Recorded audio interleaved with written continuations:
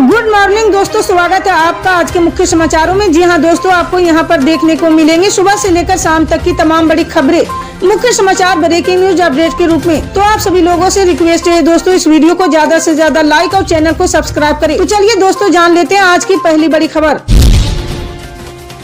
केंद्र सरकार के 33 लाख से ज्यादा कर्मचारी और 66 लाख से ज्यादा पेंशनर से बेसब्री से 8वें वेतन आयोग के लागू होने का इंतजार कर रहे हैं। अगर ये कर्मचारी अपने वेतन और पेंशन में तगड़ी बढ़ोतरी की उम्मीद लगाए हैं तो इन्हें कुछ निराश हाथ लग सकती है।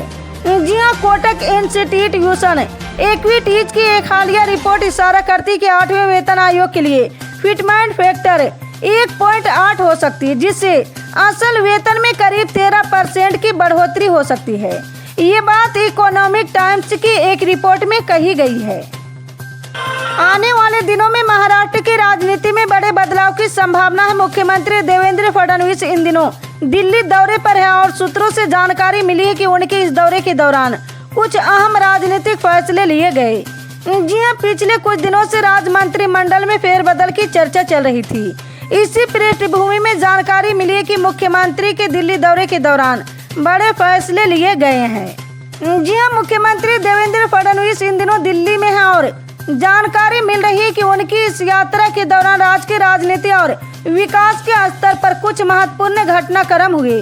करीबी सूत्रों ने स्पष्ट किया कि दिल्ली में हुई उच्च स्तरीय बैठकों में महागठबंधन सरकार की भावी रणनीति को लेकर महत्वपूर्ण निर्णय लिए गए हैं।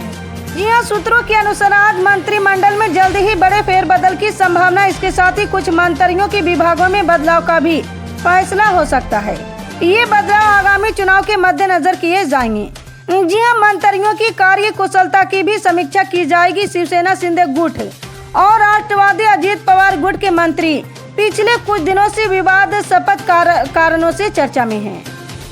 राज्यसभा के सभापति के तौर पर उपराष्ट्रपति जगदीप धनखड़ हमेशा विपक्ष के निशाने पर रहे हैं, लेकिन उनके इस्तीफे के बाद विपक्षी इंडिया गठबंधन उनके प्रति नरम दिख रहे हैं। जी हां, 74 वर्ष धनखड़ के स्वास्थ्य कारणों से अचानक इस्तीफा देने पर सवाल उठाने वाला विपक्ष धनखड़ की विदाई भाषण न देने से नाराज हैं। ऐसे में विपक्षी राज्यसभा कार्य सलाहकार समिति की बैठक में धनखड़ के भाषण और उनके लिए विदाई रात्रि भोज की तैयारी कर रहे हैं। जी हां, विपक्ष के नेताओं ने बताया कि धनखड़ को औपचारिक विदाई देने के लिए विदाई रात्रि भोज का आयोजन किया जा रहा है, जिसके लिए उनको निमंत्रण भेजा जाएगा। हालांकि नेता संभावना जता रहे कि उपराष्ट्रपति की इस न्योते को स्वीकार करने की संभावना कम है, लेकिन ये एक रणनीतिक कदम माना जा रहा। जी हां, विपक्ष धनखड़ के इस्तीफे को लेकर सरकार पर दबाव बना रहे हैं और उससे संसद में जवाब की मांग कर रहे हैं। इसी तरह की पल पल के अपडेट जानने के लिए जुड़े रहे हमारे वर्ल्ड न्यूज के साथ। मिलते हैं अगली बड़ी खबर में, तब तक के लिए जय हिंद।